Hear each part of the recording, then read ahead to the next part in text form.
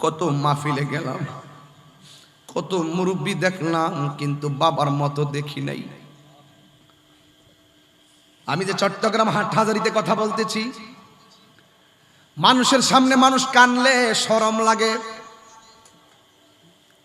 কিন্তু আমি যখন হাজার হাজার মানুষ নিয়ে আমার মার কথা বলি, আমার বাবার কথা বলি, তখন আমি আর চোখের মধ্যে পানি ধরে রাখতে পারি না। এই পৃথিবীতে একটা মানুষ সারাদিন কষ্ট করে, পকেটে টাকা নাই, ব্যাগ বইরা বাজারে নিয়ে সন্ধ্যায় আসে, কোথায় থেকে টাকা পাইলো, কেমনে বাজারটা করে আনলো, কোনদিন বাবারে জিজ্ঞেস করি নাই। একদিন না, দুই দিন না, প্রতিদিন এমন ভাবে আমার চাহিদা মিটাইছে।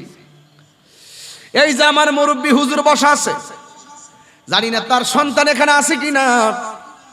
এই বাবা সন্তানের জন্য ফুট ফুট করতে করতে জীবনটারে পানি কইরা ফেলাইছে। এখন আগের মতো দৌড়তে পারে না, আগের মতন সূরা কেরাত গুলো টান দিয়ে পড়তে পারে না, শক্তি কুলায় না, আগের মতো দৌড়তে পারে না, বসতে পারে না। এই জন্য বিছানার মধ্যে বাবা পইরা থাকে। আরে বাবা তো এমন বাপ, সারাদিন পরিশ্রম কইরা এই কপালটা ঘেমে যায়, ঘরে ঢোকার সময় নিজের লুঙ্গি দিয়া গামটা মুইসা ফালাই। কেন জানেননি? সারা রাস্তায় মুছে নাই, ঘরের দরজায় মুছলো। কারণটা কি?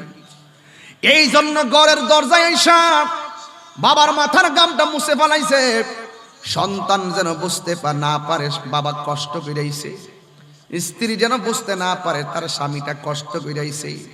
হাজার কষ্ট কইরা ব্যাগ বইরা বাজার লইয়া ভিতরে ঢুকে, একমাত্র একটা মানুষ কষ্ট গোপন করে, ওই মানুষটার নাম হলো জনম দুঃখী বাবা।